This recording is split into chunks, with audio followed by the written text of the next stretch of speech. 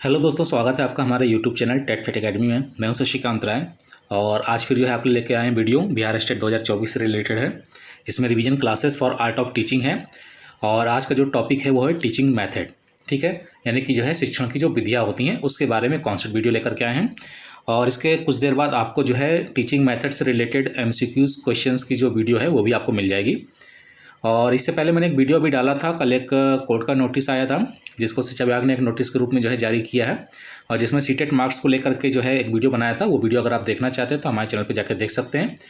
और अगर आपको शिक्षक भर्ती प्रक्रिया से संबंधित कोई भी सवाल, किसी तरीके का भी सवाल, जानकारी, अगर आपको कोई उस पर संदेह है, आप पूछना चाहते हैं तो कमेंट बॉक्स में कमेंट करके पूछ सकते हैं। बिल्कुल उसका सॉल्यूशन जो है दिया जाएगा, क्योंकि हम शुरू से जो है सॉल्यूशन प्रोवाइड कराते आए हैं। और फिलहाल तो हम जो है स्टडी वीडियो आपको प्रोवाइड करा रहे हैं ताकि आप लोग अच्छे से प्रिपेयर कर सकें अपने एग्जामिनेशन के लिए।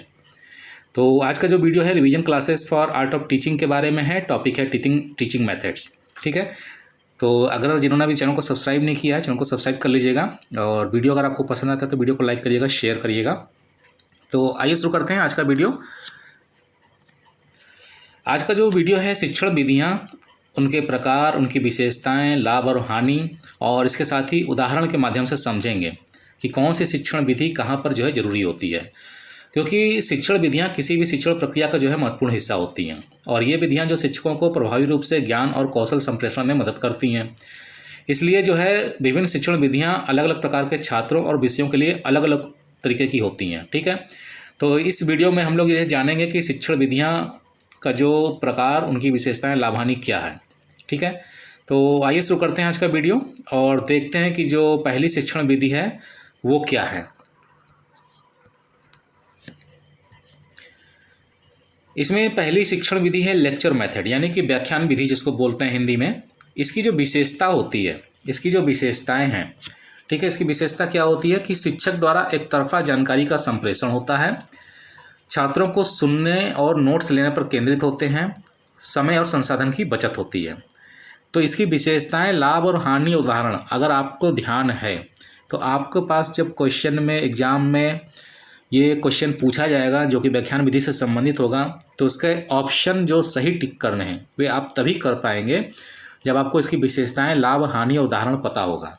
ठीक है, तो वीडियो को अच्छे से ध्यान से देखिएगा। आप चाहे तो नोट्स बना सकते हैं, वीडियो को बार बार रिपीट करके देख सकते हैं। ठीक है, तो लेक्चर विधि की जो सबसे बड़ी विशेषता होती है कि शिक्षक केंद्रित होती है, यानी कि शिक्षक द्वारा एक तरफा जानकारी का संप्रेषण होता है।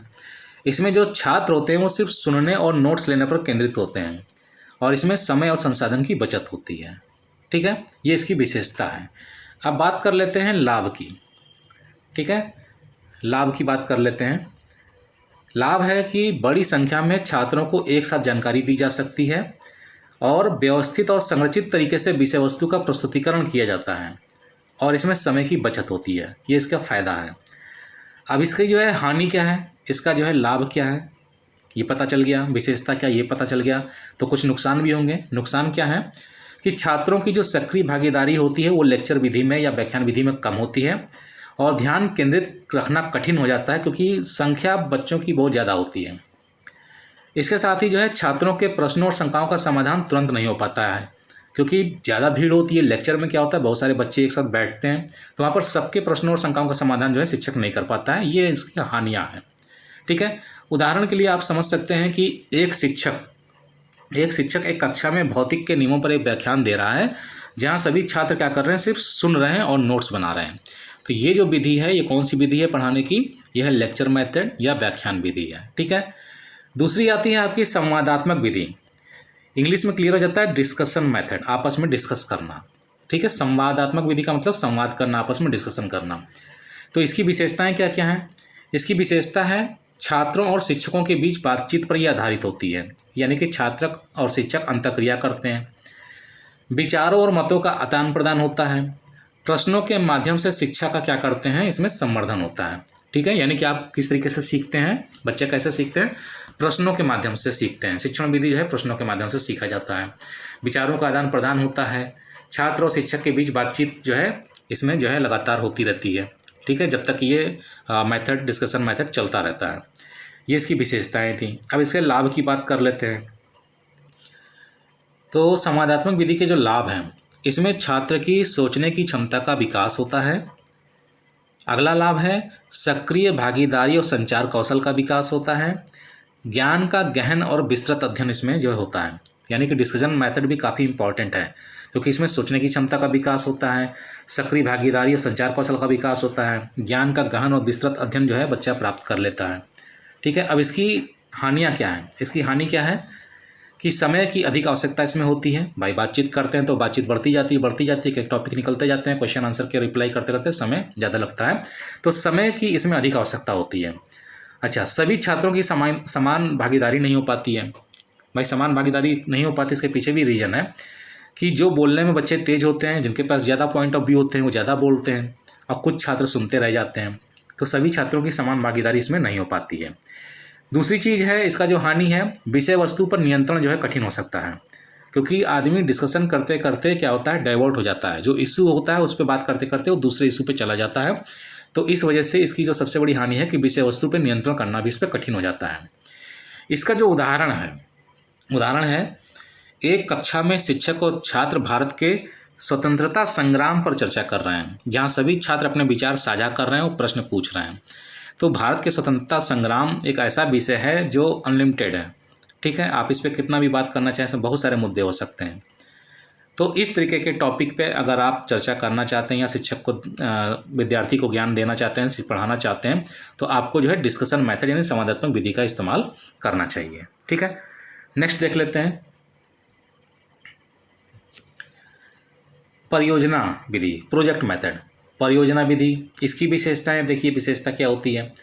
छात्रों द्वारा परियोजनाओं का क्रियान्वयन किया जाता है, व्यवहारिक अनुभव और टीम वर्क पर जोर होता है, स्वतंत्र अनुसंधान और खोज की जाती है, ये इसकी विशेषताएं हैं। ठीक है, यानी परियोजनाओं का क्रियान्वयन होता है, अनुभव और टीम वर्क पर जोर दिया जाता है, व्यवहारिक अनुभव और स्वतंत्र अनुसंधान और खोज इसमें बालक कर सकता है या विद्यार्थी कर सकता है। इसके लाभ क्या हैं? इसके लाभ हैं व्यवहारिक ज्ञान का विकास होता है, सहयोग और टीम वर्क कौशल का संवर्धन होता है, समस्या समाधान और अनुसंधान कौशल का विकास होता है। ठीक है, ये इसके लाभ हो गए। अब इसकी कुछ हानियाँ भी होंगी। हानि क्या है? हानि है कि इस पर समय और संसाधन की अधिक आवश्यकता होती है और समुचित मार्गदर्शन की आवश्यकता पड़ती है, जो मिलना मुश्किल होता है। सभी विषयों पर समान रूप से ये लागू नहीं हो पाता है, ये सारे सब्जेक्ट्स पे काम नहीं करता प्रोजेक्ट मेथड, ये इसकी सबसे बड़ी जो है हानि है। ठीक है, अब इसका उदाहरण क्या है? इसका उदाहरण है कि एक विज्ञान में कक्षा में छात्र एक जल शोधन प्रणाली पर परियोजना बना रहे हैं, जिसमें वे विभिन्न चरणों का अनुसंधान और प्रयोग कर रहे हैं। तो ये कौन सी प्रणाली हुई? ये परियोजना विधि हुई, प्रोजेक्ट मेथड हुआ। ठीक है, इसके बाद जो मेथड आता है वो आता है आपका प्रायोगिक विधि यानी एक्सपेरिमेंटल मेथड। ठीक है, इसकी विशेषताएं क्या होती हैं? जो एक्सपेरिमेंटल मेथड होता है वो प्रयोगों और अवलोकनों पर आधारित होता है और इसका जो दृष्टिकोण होता है वो वैज्ञानिक होता है और इसमें भी अनुसंधान और खोज पर जोर रहता है, जैसा कि परियोजना विधि में रहता है। तो ये इसकी विशेषता हो गई। ठीक है, लाभ क्या है इसके? यह व्यवहारिक और वास्तविक जीवन के अनुभव पर आधारित होता है। जो आपका एक्सपेरिमेंटल मेथड होता है यह व्यवहारिक और वास्तविक जीवन के अनुभव पर आधारित होता है। इसमें जो सोच का जो विकास होता है वो एक वैज्ञानिक सोच का विकास होता है और सैद्धांतिक ज्ञान का व्यवहारिक अनुप्रयोग किया जाता है, यानी सैद्धांतिक ज्ञान जो आपने पहले सीखा है उसको आप प्रैक्टिकली करके देखते हैं कि वो सही है कि गलत है। ठीक, अब इसकी हानियाँ देख लेते हैं। अब इसकी जो हानियाँ हैं, इसमें उपकरणों और संसाधनों की आवश्यकता पड़ती है, गलतियों की संभावना अधिक होती है और समय की अधिक आवश्यकता पड़ती है, इसकी हानि है। अब ये लागू कहाँ होता है? जैसे एक रसायन विज्ञान कक्षा में शिक्षक और छात्र रासायनिक अभिक्रियाओं का प्रयोग कर रहे हैं और उनके परिणामों का अध्ययन कर रहे हैं, तो ये कौन सा मेथड कहलाएगा? ये प्रायोगिक विधि या एक्सपेरिमेंटल मेथड कहलाएगा। ठीक है, नेक्स्ट देखते हैं। नेक्स्ट है आपका खेल आधारित विधि, गेम बेस्ड मेथड। इसकी जो विशेषताएं क्या हैं? इसकी विशेषता होती है खेल और गतिविधियों के माध्यम से इसमें शिक्षा दी जाती है, प्रतिस्पर्धा और सहयोग पर आधारित होता है और ये काफ़ी मज़ेदार और इंटरेक्टिव होती है। ये इसकी जो है विशेषताएं हो गई। इसके लाभ क्या हैं? इसमें छात्रों की सक्रिय भागीदारी होती है, ध्यान आकर्षित करने में मदद मिलती है, शिक्षा को मज़ेदार और आनंददायक बनाया जा सकता है। तो ये खेल आधारित विधि के लाभ हो गए। हानि क्या है? शिक्षा का गंभीर पक्ष कम हो सकता है, समय की आवश्यकता होती है और सभी विषयों के लिए उपयुक्त नहीं होता है। ठीक है, अब एग्जाम्पल देख लेते हैं। गणित की कक्षा में शिक्षक छात्रों को गणितीय पहेलियाँ और खेलों के माध्यम से संख्यात्मक कौशल सिखा रहे हैं। तो ये कौन सा मेथड हुआ? खेल आधारित विधि हुआ, गेम बेस्ड मेथड हुआ। और ध्यान रखिए सभी विषयों पर लागू नहीं होता है। ठीक है, इसके बाद नेक्स्ट है आपका मल्टीमीडिया मेथड या मल्टीमीडिया विधि। इसकी जो विशेषताएं हैं, इसमें ऑडियो विजुअल सामग्री का उपयोग किया जाता है, टेक्नोलॉजी का समावेश होता है और इसमें खास तौर से दृश्य और श्रवण उत्तेजना जो है पैदा होती है। ठीक है, ये इसकी विशेषताएं थी। लाभ क्या है? लाभ है मल्टीमीडिया विधि का जो प्रयोग होता है वो कठिन विषयों को सरल बना करके प्रस्तुत करने के लिए होता है, छात्रों की रुचि और ध्यान आकर्षित करता है और विभिन्न प्रकार के शिक्षार्थियों के लिए उपयुक्त होता है। ये इसकी लाभ हो गए। ठीक है, हानि क्या होती है? हानि देख लेते हैं। टेक्नोलॉजी पर निर्भरता ज़्यादा होती है, उपकरणों और संसाधनों की लागत ज़्यादा होती है और कुछ तकनीकी समस्याएं पढ़ाते समय आपको आ सकती हैं। ठीक है, उदाहरण क्या है इसका? इतिहास की कक्षा में शिक्षक प्राचीन सभ्यताओं के बारे में एक डॉक्यूमेंट्री फिल्म दिखा रहे हैं, एक डॉक्यूमेंट्री फिल्म दिखा रहे हैं। तो ये कौन सा जो है मेथड हुआ? मल्टीमीडिया मेथड हुआ या मल्टीमीडिया विधि हुई। ठीक है, नेक्स्ट देख लेते हैं। नेक्स्ट है आपका भूमिकान्वयन विधि यानी रोल प्लेइंग मेथड। भूमिकान्वयन विधि यानी रोल प्लेइंग मेथड।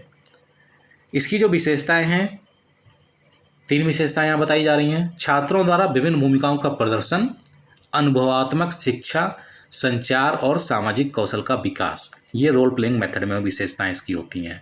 इसका लाभ क्या होता है? छात्रों की रचनात्मकता और कल्पनाशीलता का विकास होता है, व्यवहारिक अनुभव और सामाजिक समझ बढ़ती है और आत्मविश्वास और व्यक्तित्व का विकास होता है। रोल प्लेइंग मेथड से ध्यान रखिएगा, आत्मविश्वास और व्यक्तित्व का विकास होता है। ये इसकी जो है क्या हो गई? लाभ हो गए। ठीक, इसकी हानि क्या होती है?